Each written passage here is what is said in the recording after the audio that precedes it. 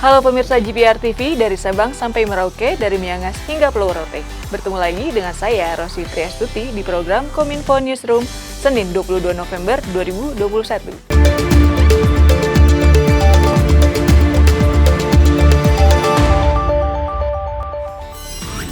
Pemirsa, mengawali berita pertama, Menko Marves Luhut Binsar Panjaitan mengaku bangga usai melihat ajang World Superbike di sirkuit Mandalika, Nusa Tenggara Barat. Melalui akun Instagram pribadinya, Luhut menyebut bahwa Mandalika kini menjadi buah bibir seantero negeri, bahkan mencapai mancanegara.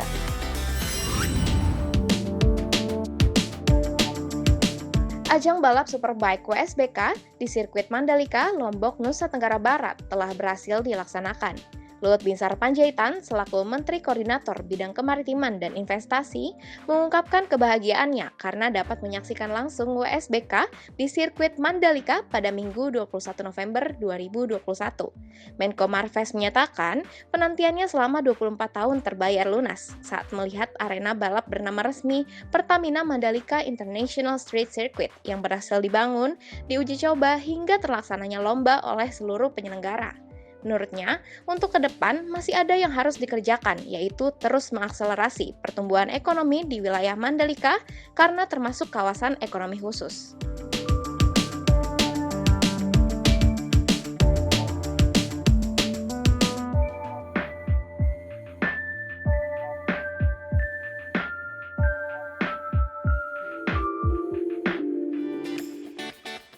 Informasi selanjutnya, Menko Polhukam Mahfud MD menilai isu pembubaran MUI adalah tindakan berlebihan. Ia juga menekankan bahwa kejahatan teroris bisa terjadi di mana saja, tidak hanya di lingkup Majelis Ulama Indonesia. Terkait penangkapan anggota Fatwa Majelis Ulama Indonesia atau MUI oleh Densus 88 Anti Teror Polri pada Selasa 16 November 2021 lalu.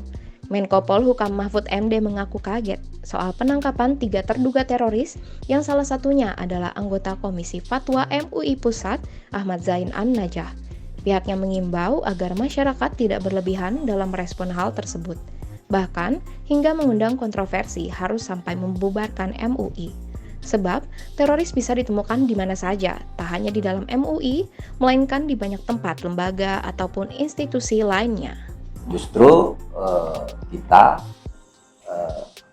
menyelusup dan menelisik ke berbagai tempat, kan bukan hanya di MUI yang banyak begitu, di tempat lain juga banyak. Ya, orang-orang begitu tuh di mana-mana ada dan harus kita atasi bersama. Kalau sampai mau membubarkan MUI juga itu berlebihan, karena MUI itu merupakan wadah permusyawaratan antara ulama dan cendekiawan Muslim di situ untuk membangun kehidupan yang lebih Islami dengan memberi saran-saran dan pendapat kepada pemerintah. Pemirsa, dalam arahan kepada direksi dan komisaris PT Pertamina dan PLN Persero, Presiden Joko Widodo tegaskan untuk penggunaan energi fosil segera di-stop dan mendorong pemanfaatan kompor listrik dan mobil listrik semakin masif. Peralihan menuju energi yang lebih ramah lingkungan adalah salah satu upaya pemerintah dalam mengendalikan perubahan iklim. Dalam hal ini, Presiden RI Joko Widodo mendorong PT Pertamina dan PT PLN untuk segera menyiapkan perencanaan transisi energi dari energi fosil menjadi energi hijau. Langkah ini sebagai solusi terkait permasalahan kelebihan pasokan listrik di PLN serta besarnya impor minyak oleh Pertamina. Selain itu, Presiden juga mendorong agar pemanfaatan kompor listrik makin masif selain penggunaan mobil listrik. Goal besarnya adalah negara ini akan memperoleh keuntungan dalam bentuk neraca pembayaran kita yang sudah berpuluh-puluh tahun kita tidak bisa menyelesaikan karena problemnya impor minyak kita terlalu besar sekali. Dan itu mempengaruhi currency kita, mempengaruhi yang namanya kurs dolar kita. Karena setiap bulan Pertamina harus beli dolar di pasar dalam jumlah yang tidak kecil, besar sekali. Oleh sebab itu, kenapa kita ingin mendorong yang namanya mobil listrik dan kompor listrik. Tapi problemnya di situ ada. Nah, itu tugas Bapak, Ibu, Saudara-saudara sekalian untuk tahapannya seperti apa. Mana yang bisa cepat, mana yang harus tahun depan, mana yang harus tahun depannya lagi.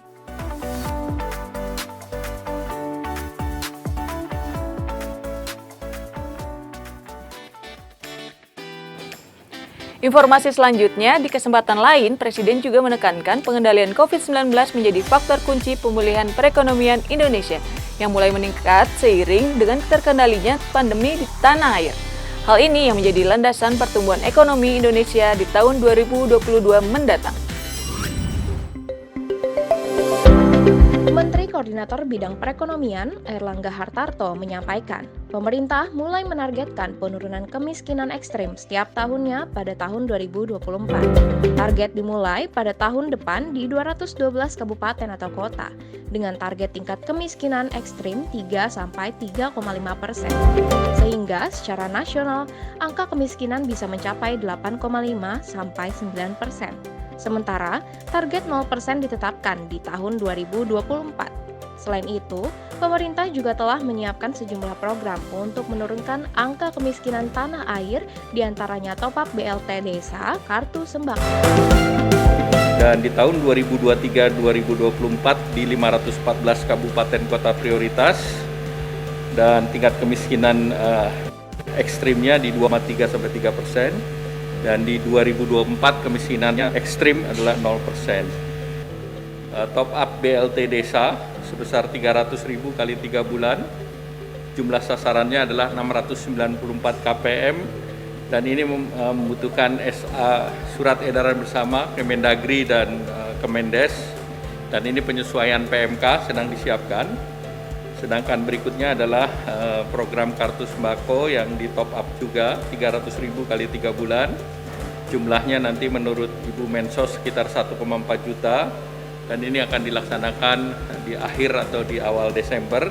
Dan kemudian akan ada survei khusus Susenas Kemiskinan di bulan Desember.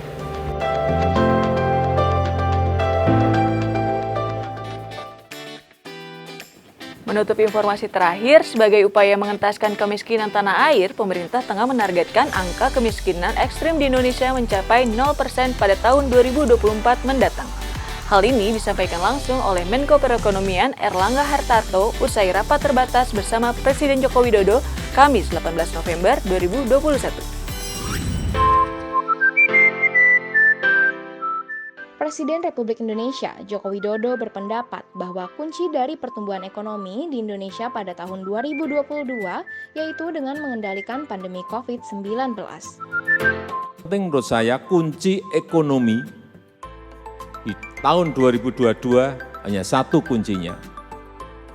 Kita bisa mengendalikan yang namanya COVID. Setelah mengalami puncak kasus COVID-19 pada pertengahan tahun lalu, saat ini situasi pandemi sudah mulai terkendali dengan kasus harian berkisar 300 hingga 500 kasus. Presiden menambahkan, terkait pembukaan berbagai aktivitas masyarakat harus dilakukan secara bertahap dengan memperhatikan perkembangan situasi pandemi COVID-19. Dengan demikian, Presiden terus mengingatkan kepada seluruh lapisan masyarakat untuk selalu berhati-hati dalam menghadapi pandemi COVID-19 sehingga tidak terjadi gelombang berikutnya. Itulah ragam informasi yang telah kami kemas untuk Anda. Dapatkan update berita pilihan setiap harinya di kanal GPR TV atau melalui sosial media gprtv.id. Saya Rosti Triastuti pamit, sampai jumpa.